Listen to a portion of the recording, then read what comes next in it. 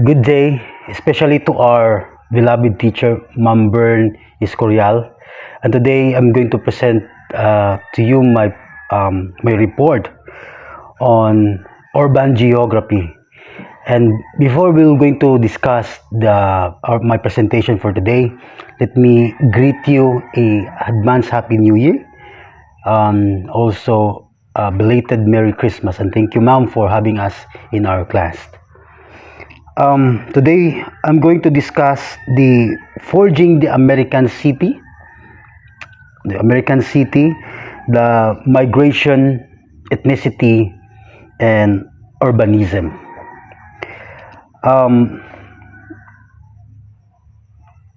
will be going to be reporting on the forging American city, migration, ethnicity, and urbanism. And this topic, we will going to explain, or I will going to explain how migration played major role in shaping American cities, culture, and identities. Okay, throughout the history, millions of Filipino from different parts of the world migrated to United States, bringing them their languages. You all know that the English are one of the most influential because of the Americans. Also the religion, traditions, and skills. As they settled mostly in the cities, they transformed urban spaces into diverse and dynamic center of life. And in this presentation, I will going to explore the major waves of immigrations influence urban development, and by the end I will going also to discuss the connection of these historical experiences to the present day migration and the issues in America, and also the debate. Okay, our journey through chapter 10 will be guided by the focus on four major goals. First, we will trace the chronological flow of the migration, beginning with the old immigrations and moving forward to new immigrations, highlighting how the pattern changed over time. Second, we will analyze the push and pull factors that influence people's decisions to migrate. Okay, the third one is we will examine how immigration affect the urban growth, particularly in terms of labor, housing, culture in American cities. And lastly, we will going to connect these historical patterns to modern immigration debate, showing that many current issues have deep root in the past. And this structure helps us to understand migration not just a historical event but as ongoing processes. Okay, so we're going to discuss the uneasy welcome, immigration, and established order. The United States, we all know that the society was largely shaped by the British or Anglo-Protestant tradition. When we say Anglo-Protestants, it basically the domination of the English-speaking people, particularly in England, and these values influence these languages, religion, and social norms, okay, back then. So, because of this established order, immigrants who spoke different languages, practiced Catholicism or Judaism, for followed unfamiliar customs were often viewed suspicion. And then many Americans feared, actually, that these newcomers would threaten social stability, take their jobs, or weaken the national identity. So, as the result, the immigrants frequently face discrimination, prejudice, and exclusion. So this uneasy welcome created tension between immigrants and the native-born Americans, and laid the foundations for restrictive immigrations, policies, and social divisions. Okay? So that is how the uneasy familiarization, immigrations, and establish order. Now we're going to discuss the force of immigration, the push and pull factor. In the immigration does not have happen by chances. It is driven by powerful forces called push and pull factors. We all know that already. For the push factors, these are the negative conditions that force people to leave their homeland, such as war, political persecution. We call it also the asylum in the other terms for the political persecution. We have the religious discrimination, poverty, famine, and the violence. On the other hand, the pull factors are the positive conditions that attracts migrant to a new country. In the case of the United States, this include job opportunities, higher wages, political freedom, religious tolerance, and hope for a better future. Together, the push and pull factor explain why millions of immigrants were willing to leave everything behind and take the risk, to start a better life in America. We call it the American dreams. Okay? Now, the two paths of one journey, it's also the immigrant shared experience of migration, that they would not all migrate for the same reason. Okay? You all know the two factors, the pull and the push factors, but also this also includes the two paths of one journey. Okay, these are the two main points, the two main path of points. The first group consists the voluntary migrants. What does it mean? It means that who choose to leave their homeland after considering economic opportunities and personal goals. They often planned their journey and had a specific destination in mind. Usually cities with job prospects. Okay, they aim to have a better life through their career jobs opportunity.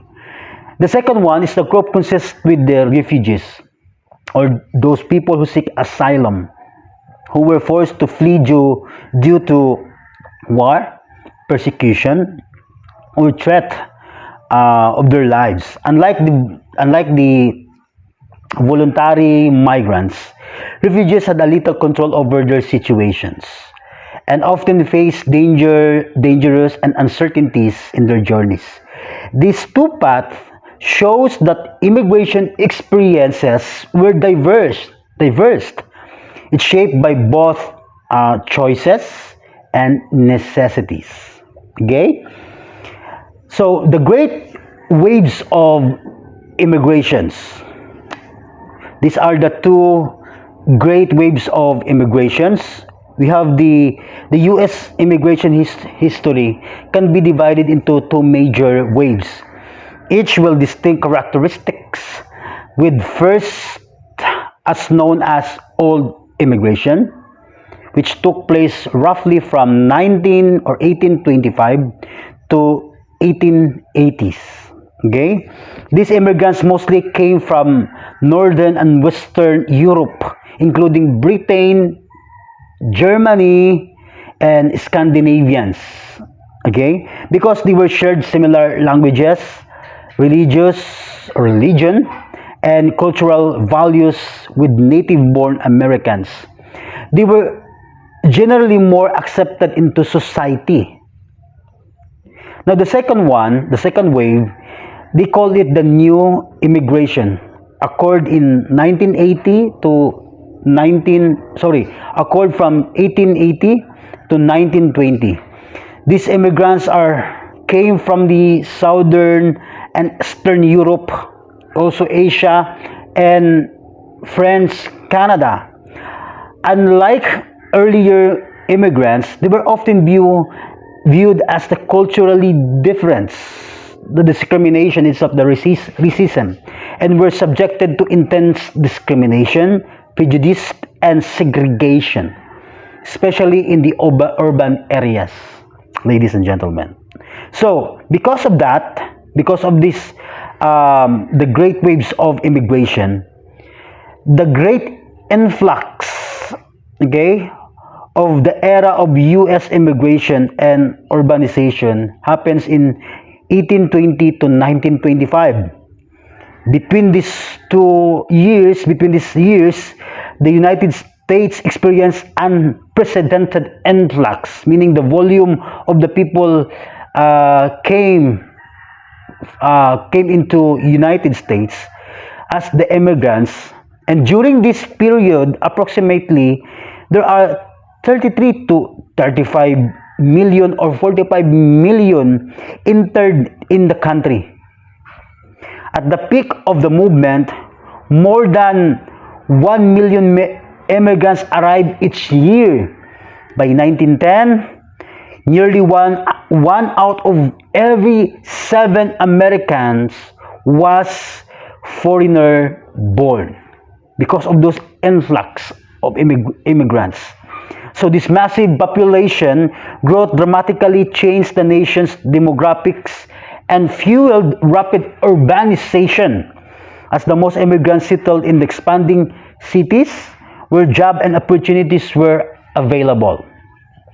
So this city became overcrowded and also vibrant center of economic and social activity. Excuse me. The hands that build the city, the immigrant labor. So because of the influx of the immigrants were not just newcomers to American cities, they are the backbone of the workforce in 1910. By these years, immigrants made up 1 out of every 4 working Americans this year. So the immigrants, men dominated physical demanding industries such as steel production, mining, railroads, and meat packing, accounting for nearly half of the labor force in these sectors. Meanwhile, the immigrant women commonly work in the garment factories, textile mills, and food processing industries, often under unsafe and poorly paid conditions. Despite of this hardship, immigrants' labor was essential in building America's industrial economy and sustaining urban development. Next slide. The unwelcome shore, the Chinese and Japanese immigrants. We're going to discuss this, ladies and gentlemen, the Chinese and Japanese immigration, how they are being able to migrate from their homeland to United States, especially for the Asian people. You know, the Asian migrants face some of the harshest discrimination in U.S. history. Chinese immigrants began arriving in a large number during 1850s, particularly in the western United States, where they work in the mining, railroad construction, and service jobs. And also they experienced extreme racism, similarly to the discrimination faced by the African Americans people. Japanese immigrants arrived later in late 19th century and were recruited to work on Hawaii plantations and in agriculture industry in the western U.S. And we all know that in Hawaii, because of the civil war right there in Hawaii during this time, you know, they were inviting some of the Japanese to work in their plantations, and Because of that, the growing anti-ASEAN sentiment led to Chinese Exclusion Act, the first U.S. law to severely restricted immigration for halting Chinese immigration and setting the precedent for future restrictive policies. The next slide, the urban transformation. Okay? A new American identity. The immigration completely transformed American cities. One of the major impact was the creation of ethnic neighborhoods such as Chinatowns, Little Italy's, and Jewish Quarter, where immigrants preserved their languages, traditions, and social networks.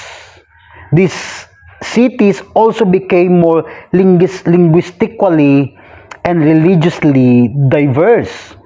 For instance, the Catholic population in US grew from less than 1% to 15% by 1850 due to immigration. So over time, cities became centered of industry, culture, politics, and social life, shaping the modern American urban landscape and national identity. Next slide, the echo of history, the modern debates. The challenge and controversy surrounding the immigration did not end in the past, but they continued today. Especially in the Trump administration. The modern debates focus on the issues such as border control, national security, legal status, and pathway to citizenship. There are also ongoing discussions about the economic contributions of the immigrants and their role in shaping society. And today, millions of undocumented migrants live in the United States, showing that immigration remains a complex, emotional, and political sensitivity issue. This debate closely mirrors the historical fears and hopes seen during the earlier waves of the immigration. For this conclusion, let me give you the key takeaways of this report.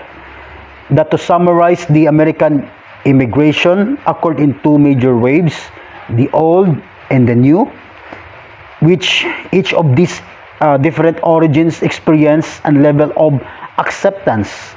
Immigration served as the primary engine of the urbanization and industrial growth, during the 19th and 20th century. So these processes, while also it created a diverse and dynamic society, it also produced conflict, discrimination, and resistance.